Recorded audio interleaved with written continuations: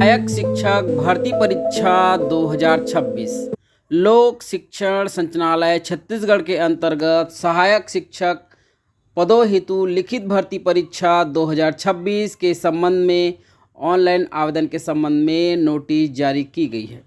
नमस्कार दोस्तों, government exam question paper YouTube channel में आपका स्वागत है। मैं लाया हूं आपके लिए एक महत्वपूर्ण जानकारी। अगर आप चैनल पर नए हैं तो चैनल को सब्सक्राइब करिए, साथ ही बेल आइकन के ऑल पे क्लिक करिए ताकि इस तरह का वीडियो का नोटिफिकेशन आपको अपने मोबाइल पर प्राप्त हो सके। तो इस वीडियो में हम बात कर रहे हैं दोस्तों छत्तीसगढ़ लोक शिक्षण संचालनालय के अंतर्गत सहायक शिक्षक पदों हेतु लिखित भर्ती परीक्षा LSET 26 जो है का ऑनलाइन आवेदन के संबंध में नोटिस जारी की गई है। और यह भर्ती परीक्षा छत्तीसगढ़ कर्मचारी चयन मंडल रायपुर, छत्तीसगढ़ व्यावसायिक परीक्षा मंडल छत्तीसगढ़ व्यापम के माध्यम से परीक्षा होना है। तो इस वीडियो में हम पूरे सभी चीज़ों पर बात करेंगे, तो वीडियो को अंत तक जरूर देखिए। और लगे कि कहीं कोई समस्या है, कोई जानकारी और चाहिए तो आप कमेंट करके भी उसके बारे में जान सकते हैं। तो इस वीडियो में हम सभी चीज़ों पर बात करने वाले हैं। तो चलिए वीडियो में आगे बढ़ते हैं।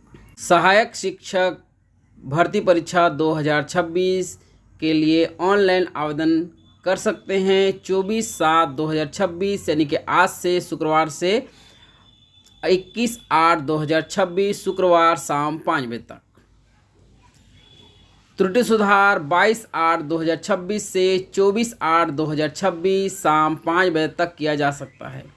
परीक्षा की संभावित तिथि 11/10/2026 रविवार। परीक्षा का समय दिया गया है सुबह 10 से 12:15 बजे तक और एडमिट कार्ड आपका जारी हो जाएगा 5/10/2026 सोमवार को। परीक्षा केंद्र छत्तीसगढ़ के 16 जिला मुख्यालयों में आयोजित किए जाएंगे। तो परीक्षा का फॉर्म आप ऑनलाइन तरीके से भर सकते हैं। तो पूरा वीडियो हम आगे में बात करते हैं। फॉर्म दोस्तों आप छत्तीसगढ़ कर्मचारी चयन आयोग का जो वेबसाइट है, ऑफिशियल वेबसाइट, उस पर ही जाकर ऑनलाइन रूप से भुगतान करके फॉर्म भर सकते हैं।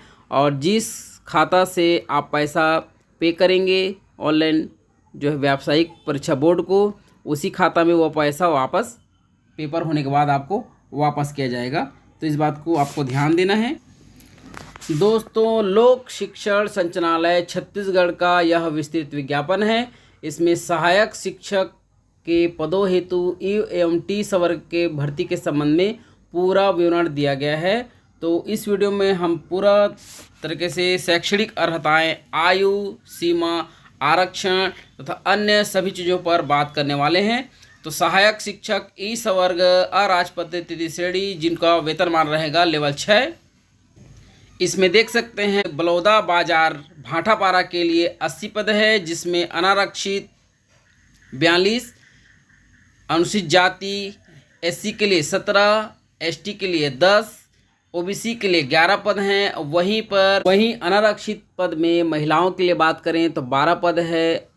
SC के लिए महिला पद 5 है, ST के लिए 3 महिला पद है और OBC के लिए 3 महिला पद आरक्षित है। वहीं पर भूतपूर्व सैनिकों के लिए अनारक्षित पद में से 4 पद अनारक्षित के लिए है, 1 पद SC के लिए है, 1 पद ST के लिए और 1 पद अन्य पिछड़ा वर्ग OBC के लिए। इसी तरह से दोस्तों रायपुर की अगर बात करें तो अनारक्षित पद जो है 46 है, 11 SC के लिए है, ST के लिए 3 पद और वहीं OBC के लिए 10 पद है। वहीं कुल पद में दोस्तों महिलाओं के लिए अनारक्षित में 13 पद है, 3 पद SC के लिए है, ST के लिए 0 पद है, OBC के लिए 3 पद रखा गया है। वहीं भूतपूर्व सैनिकों के लिए अनारक्षित में 4 पद, SC के लिए 1 पद और ST के लिए 1 पद। इस तरह से रायपुर के लिए 70 पद यहाँ पे दिया गया है। महासमुंद के बारे में देखते हैं दोस्तों। यहाँ पे 3 नंबर पे तो यहाँ पे कुल पद अनारक्षित में 30 है, SC के लिए 8 पद है, ST के लिए 18 पद, वहीं OBC के लिए 9 पद यहाँ पे दिया गया है। इन पदों में अनारक्षित जिसमें महिलाओं के लिए 9 पद है, SC के लिए 2 पद, एसटी के लिए 5 पद और अन्य पिछड़ा वर्ग ओबीसी के लिए 2 पद आरक्षित हैं। भूतपूर्व सैनिकों की बात करें दोस्तों तो अनारक्षित में 3 पद और एसटी के लिए 1 पद है। एससी और ओबीसी के लिए कोई पद यहाँ पे नहीं दिया गया है। इस तरह से महासमुंद जिले के लिए 65 पद यहाँ पे दिया गया है। वही हम देखते हैं दोस्तों 4 नंबर पे दुर्ग की बात करते हैं, दुर्ग जिले की, जिसमें 53 पद अनारक्षित है, 11 पद एससी के लिए, 5 पद एसटी के लिए और ओबीसी के लिए 11 पद दिया गया है। और उन पदों के अंतर्गत महिला आरक्षित पद है अनारक्षित 15, 3 एससी और 1 एसटी और 3 ओबीसी, इस तरह से पद दिया गया है। भूतपूर्व सैनिकों के लिए अनारक्षित पद में से 5 पद अनारक्षित है, 1 पद एससी के लिए, एसटी के लिए 0 पद है और ओबीसी के लिए 1 पद। इस तरह से दुर्ग जिले के लिए 80 पद दिया गया। वही बात करें दोस्तों बालोद जिले के लिए तो अनारक्षित जो है 23 पद है, एससी के लिए 4 पद, एसटी के लिए 16 पद और ओबीसी के लिए 7 पद आरक्षित है। वही महिला पद की बात करें तो अनारक्षित में 6 पद है, एससी के लिए 1 पद है, एसटी के लिए 4 पद, ओबीसी के लिए 2 पद है। वहीं पर हम बात करें दोस्तों अनारक्षित के लिए 2 पद, एससी के लिए 0 पद, ओबीसी के लिए एसटी के लिए 1 पद और ओबीसी के लिए 0 पद। इस तरह से बालोद में 50 पद दिया गया।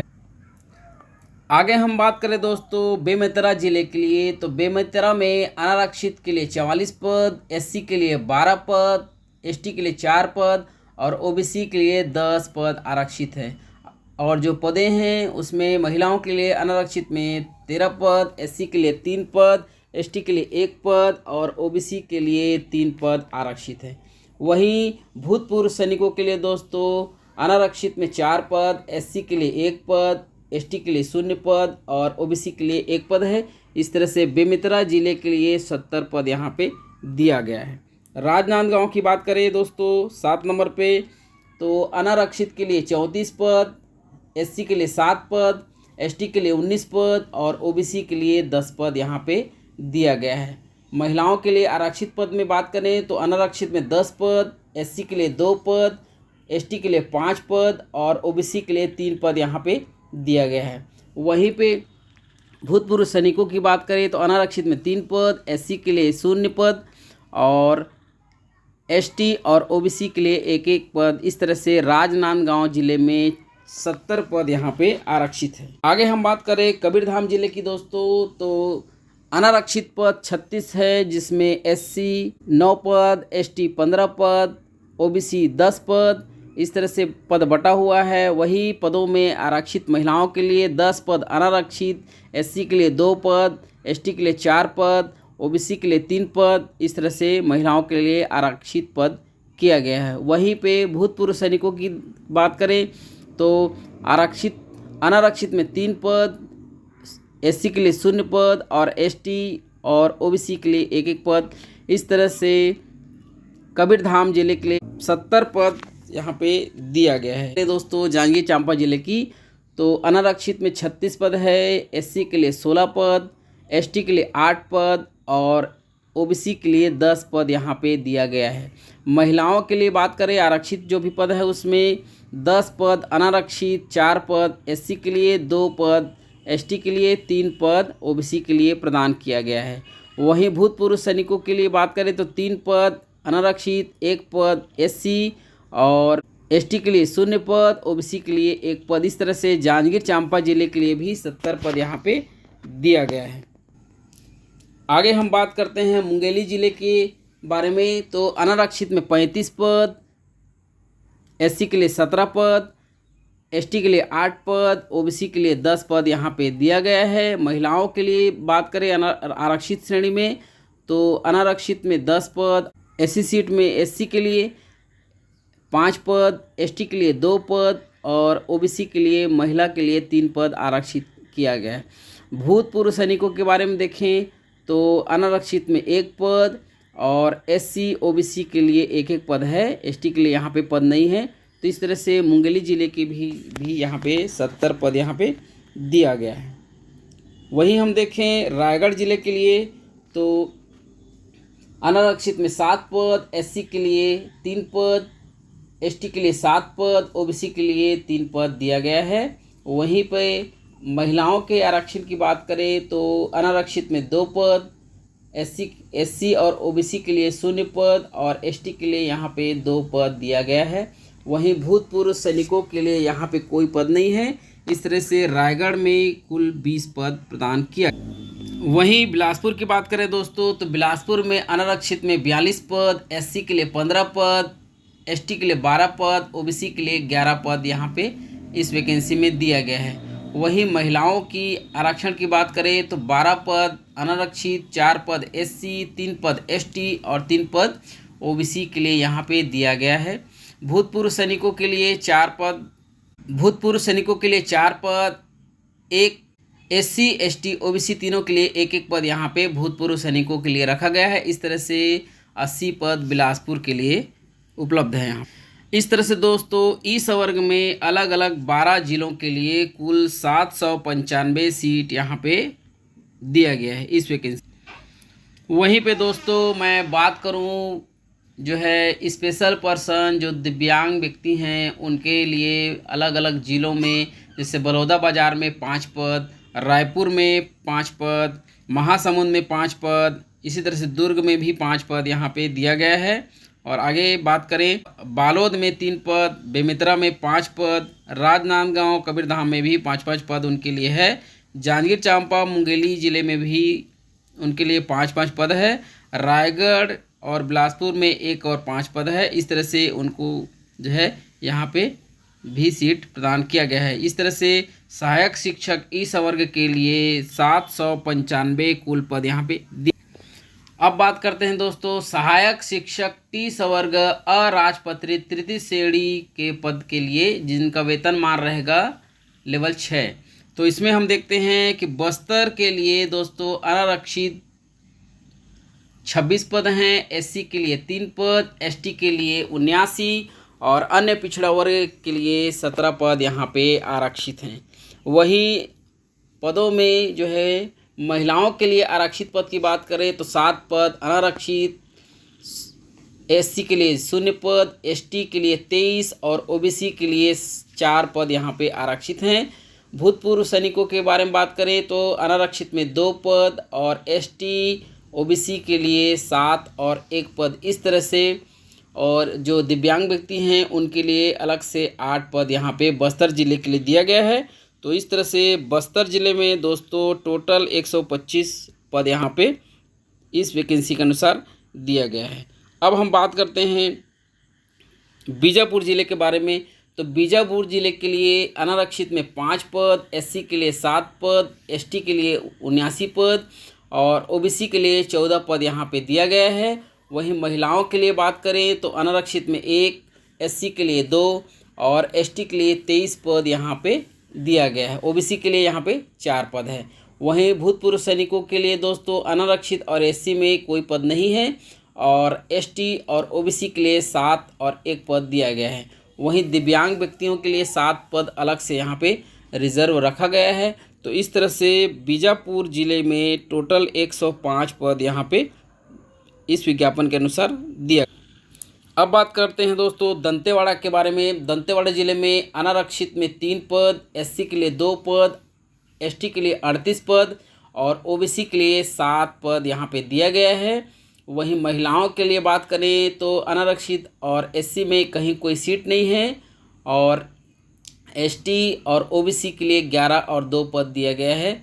भूतपूर्व सैनिकों के बात करें दोस्तों तो यहाँ पे सिर्फ एसटी के लिए 3 पद है और दिव्यांग व्यक्तियों के लिए यहाँ पे 3 पद अलग से दिया गया है। इस तरह से दंतेवाड़ा ज़िले में 50 पद यहाँ पे प्रदान किया गया है। अब हम देखें कोंडागांव ज़िले के बारे में। तो कोंडागांव ज़िले में 12 पद अनारक्षित, 4 पद एससी के लिए, 70 पद एसटी और 14 पद ओबीसी के लिए रिजर्व है। वहीं महिलाओं की बात करें तो 3 पद अनारक्षित पद है, 1 पद एससी, 21 पद एसटी और 4 पद ओबीसी के लिए यहाँ पे दिया गया है। भूतपूर्व सैनिकों के लिए देखें तो अनारक्षित में 1 पद, एससी के लिए कहीं कोई पद नहीं है और एसटी के लिए 7 पद, ओबीसी के लिए 1 पद। इस तरह से कोंडागांव में 100 पद यहाँ पे विज्ञापन के अनुसार दिया। अब हम कांकेर के बारे में बात करते हैं दोस्तों। तो अनारक्षित में 26 पद, एससी के लिए 4 पद, एसटी के लिए 56 पद, ओबीसी के लिए 14 पद यहाँ पे दिया गया है।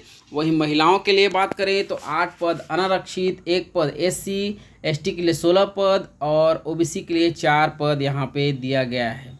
वहीं भूतपूर्व सैनिकों के लिए देखें तो 2 पद अनारक्षित, एससी के लिए कहीं कोई पद नहीं और एसटी के लिए 5 पद, ओबीसी के लिए 1 पद यहाँ पे दिया गया है। इस तरह से कांकेर में भी 100 पद इस विज्ञापन के अनुसार दिए। अब बात करें नारायणपुर जिले के बारे में दोस्तों, तो 11 पद अनारक्षित, 4 पद एससी, 71 पद एसटी और 14 पद ओबीसी के लिए दिया गया है। वहीं 3 पद अनारक्षित महिलाओं के लिए बात करें तो 3 पद अनारक्षित, 1 पद एससी, 21 पद एसटी और 4 पद ओबीसी के लिए यहाँ पे रिजर्व है। भूतपूर्व सैनिकों के बारे में देखें तो 1 पद अनारक्षित, एसटी के लिए कहीं पद नहीं और एसटी के लिए 7 पद और ओबीसी के लिए 1 पद यहाँ पे। इस तरह से नारायणपुर जिले के लिए भी 100 पद यहाँ पे। अब सुकमा के बारे में देखते हैं दोस्तों। सुकमा जिले के लिए अनारक्षित 7 पद, एससी के लिए 2 पद, एसटी के लिए 84 पद और ओबीसी के लिए 7 पद यहाँ पे दिया गया है। वहीं महिलाओं के लिए बात करें तो 2 पद अनारक्षित, एससी के लिए 0 और एसटी के लिए 2 पद, एसटी के लिए 25 पद, ओबीसी के लिए 2 पद यहाँ पे प्रदान किया गया है। और भूतपूर्व सैनिकों के लिए बात करें तो एसटी के लिए ही मात्र 8 पद है और दिव्यांग व्यक्तियों के लिए अलग से यहाँ पे 7 पद है। इस तरह से सुकमा जिले के लिए भी 100 पद यहाँ पे दिया गया है। अब देखते हैं सरगुजा जिले के बारे में। तो अनारक्षित में 24 पद, एससी के लिए 5 पद, एसटी के लिए 57 पद है, ओबीसी के लिए 14 पद इस तरह से दिया गया है। वहीं महिलाओं के लिए बात करें तो एससी अनारक्षित 7 पद, एससी के लिए 1 पद, ओबीसी एसटी के लिए 17 पद और ओबीसी के लिए 4 पद दिया गया है। भूतपूर्व सैनिकों के लिए अनारक्षित में 2 पद, एससी के लिए 0 पद, एसटी के लिए 5 पद और ओबीसी के लिए 1 पद यहाँ पे दिया गया है।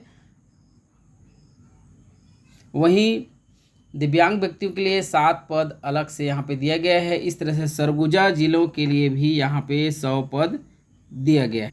अब हम देखें सूरजपुर के बारे में दोस्तों। तो सूरजपुर के लिए अनारक्षित में 19 पद, एससी के लिए 2 पद, एसटी के लिए 22 पद और ओबीसी के लिए 7 पद यहाँ पे दिया गया है।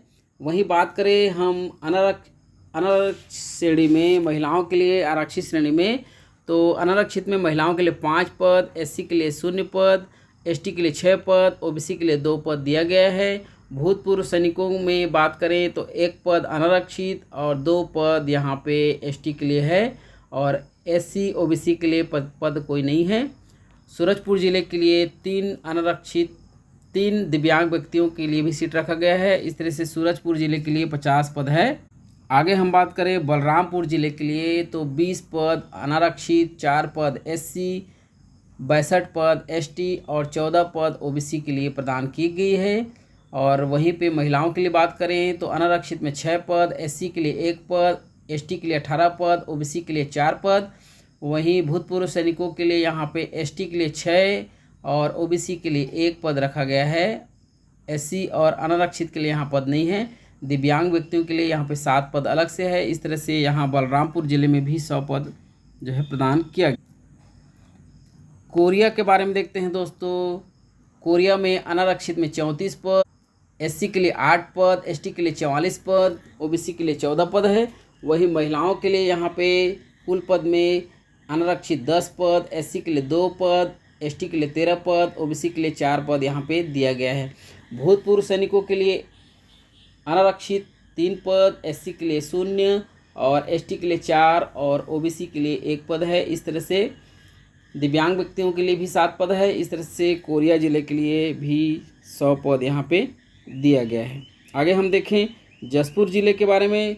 तो अनारक्षित में 29 पद, एससी के लिए 7 पद, एसटी के लिए 93 पद, ओबीसी के लिए 21 पद दिया गया है। वहीं पे महिलाओं के लिए अनारक्षित में 8 पद, एससी के लिए 2 पद, एसटी के लिए 27 पद, ओबीसी के लिए 6 पद दिया गया है।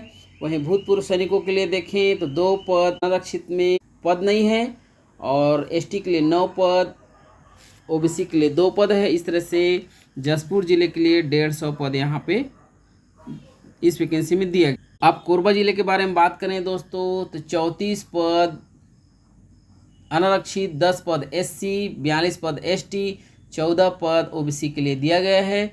वहीं पे महिलाओं के लिए देखें तो अनारक्षित में 10 पद, एससी के लिए 3 पद, एसटी के लिए 12 पद, ओबीसी के लिए 4 पद दिया गया है।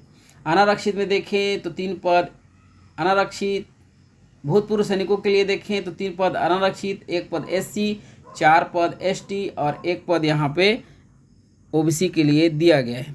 कुल पद यहाँ पे भी कोरबा के लिए 100 पद है। वहीं हम देखें रायगढ़ जिले के बारे में, तो रायगढ़ के लिए अनारक्षित में 37 पद, एससी के लिए 14 पद, एसटी के लिए 35 पद, ओबीसी के लिए 14 पद, इस तरह से पद है। वहीं महिलाओं के लिए बात करें तो 11 पद अनारक्षित, 4 पद एससी, 10 पद एसटी और 4 पद ओबीसी के लिए यहाँ पे दिया गया है। वहीं भूतपूर्व सैनिकों के लिए 3 पद अनारक्षित, 1 पद एससी, 3 पद एसटी और 1 पद यहाँ पे ओबीसी के लिए है। 7 पद यहाँ पे भूतपूर्व सैनिकों के साथ आगे दिव्यांग व्यक्तियों के लिए रखा गया है। इस तरह से रायगढ़ के लिए भी 100 पद यहाँ पे दिया। अब हम देखें गरियाबंद जिले के बारे में, तो 38 पद अनारक्षित, 10 पद एससी, एसटी के लिए 36 पद, ओबीसी के लिए 13 पद दिया गया है। वही महिलाओं के लिए देखें तो 11 पद अनारक्षित, 3 पद एससी, 10 पद एसटी और 3 पद ओबीसी के लिए यहाँ पे दिया गया है।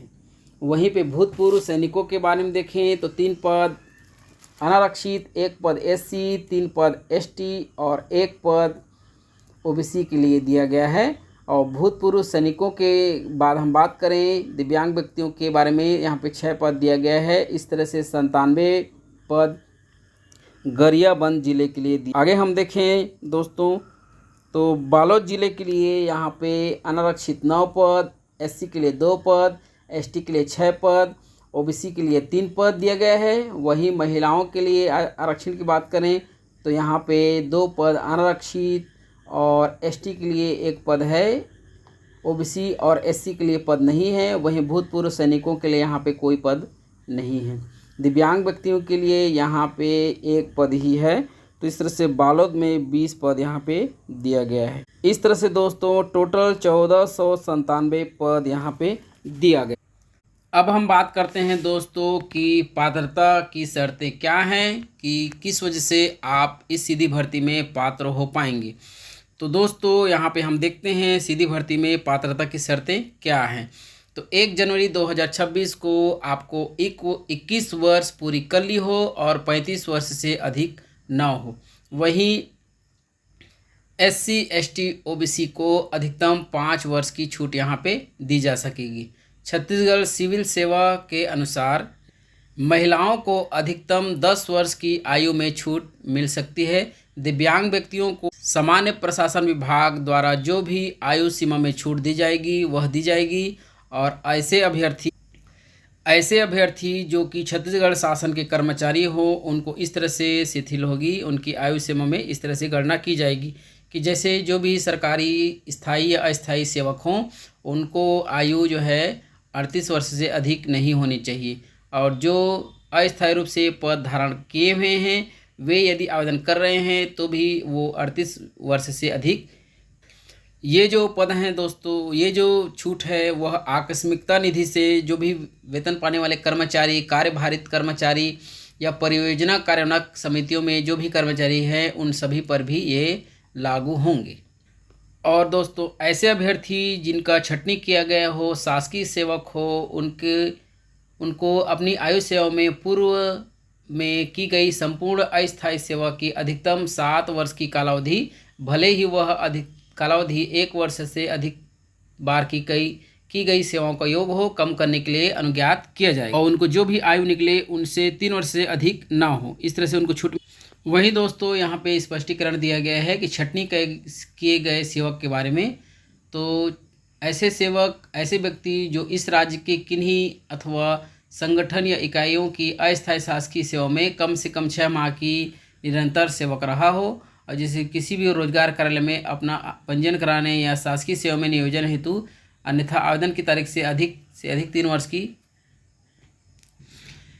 ऐसे व्यक्ति जो दोस्तों अंतरजातीय विवाह किए हैं उनको 5 वर्ष की आयु में छूट मिलेगी। वहीं पे शहीद राजीव पांडे पुरस्कार के रूप में गुंडाधुर सम्मान, महाराजा प्रवीरचंद भंजदेव सम्मान या राष्ट्रीय युवा पुरस्कार प्राप्त जो भी अभ्यर्थी हैं उनको अधिकतम 5 वर्ष की आयु में छूट मिलेगी। वहीं जो भी छत्तीसगढ़ राज्य के मंडल के कर्मचारी हैं उनको 38 आयु में छूट मिलेगी, आयु तक की शिथिल नहीं होगी।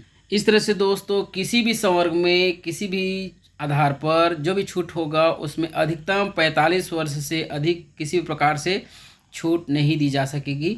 तो इस तरह से 45 की उम्र तक आपकी सर्विस लग सकेगी। और जो भी सामान्य प्रशासन विभाग द्वारा समय समय पर जारी निर्देश है, आदेश है, उसके हिसाब से जो है आदेश लागू होंगे। अब हम बात करते हैं न्यूनतम शैक्षणिक अर्हता के बारे में। न्यूनतम योग्यताएं क्या है जिससे आप सहायक शिक्षक विज्ञान के पद पर नियुक्ति पा सकते हैं।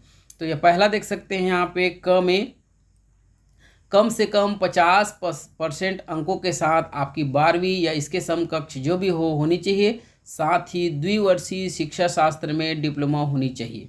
या फिर 45% अंकों के साथ आपका 12वीं या समकक्ष जो भी हो और प्रारंभिक शिक्षा शास्त्र जो भी हो या द्विवर्षीय डिप्लोमा जो है NCT की मान्यता के अनुसार प्राप्त किया हुआ होना चाहिए। या फिर 50% अंकों के साथ 12वीं या फिर प्रारंभिक शिक्षा में जो 4 वर्षीय BEd, DLED, BSc BEd जो भी हो वो होनी चाहिए। अथवा 50% अंकों के साथ 12वीं के साथ 2 वर्षीय शिक्षा में डिप्लोमा आपके पास होना चाहिए। या फिर स्नातक के साथ प्रारंभिक शिक्षा शास्त्र में द्विवर्षीय डिप्लोमा होनी चाहिए, चाहे उसे किसी भी नाम से जाना जाता हो। तथा यह भी स्पष्ट कर देता हूँ कि राष्ट्रीय अध्यापक शिक्षा परिषद जो NCT है के अनुसार आयोजित अध्यापक पात्रता परीक्षा यानी कि CGTET आपका उत्तीर्ण होना चाहिए। क्योंकि सहायक शिक्षक पद है तो पेपर 1 यहाँ पे आपका उत्तीर्ण होना चाहिए। पदों में आरक्षण की बात करें दोस्तों तो जो भी सामान्य प्रशासन विभाग द्वारा समय समय पर जो आदेश जारी हुए हैं उसके अनुसार नियम और आरक्षण लागू होंगे। उस हिसाब से आपको वैसे भी पहले भी मैं वीडियो में पहले भी बता चुका हूँ कि किस वर्ग में कितने सीट हैं, तो इसको भी आप लोग थोड़ा देख लीजिएगा।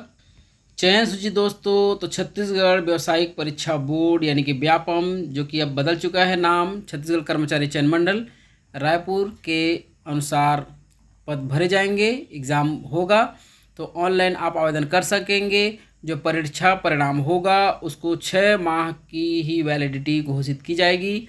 मतलब जो भी एग्ज़ाम होगा उसकी चयन सूची 6 माह तक ही रखी जाएगी, उसके बाद उसको हटा दिया जा सकता है। जो परीक्षा परिणाम है उसकी वैलिडिटी 6 माह तक की रहेगी। साथ ही जो प्रतीक्षा सूची है, परीक्षा परिणाम तो 6 महीने तक रहेंगे, लेकिन जो प्रतीक्षा सूची है वेटिंग लिस्ट है उसको 9 महीने तक चयन सूची में शामिल किया जा सकता है, उसकी वैलिडिटी रहेगी। साथ ही दोस्तों यहाँ पे जांजगीर चांपा ज़िले में जो विज्ञापित पद हैं उसमें 70 पद शक्ति जिले के लिए हैं और साथ ही कोरिया ज़िले के लिए जो 100 पद है उसमें 50 पद मनेन्द्रगढ़, चिरमिरी और भरतपुर ज़िले के लिए शामिल हैं। परिवीक्षा अवधि आपकी 3 वर्ष की रहेगी और यदि असंतोषप्रद कार्य पाया जाता है तो नियुक्त अधिकारी द्वारा इसे 1 वर्ष के लिए बढ़ाया भी जा सकता है। किसी भी मामले में यदि आपको अयोग्य ठहरा दिया जाता है तो आपकी परीक्षा अवधि समाप्त की जा सकती है, सेवाएं समाप्त की जा सकती हैं।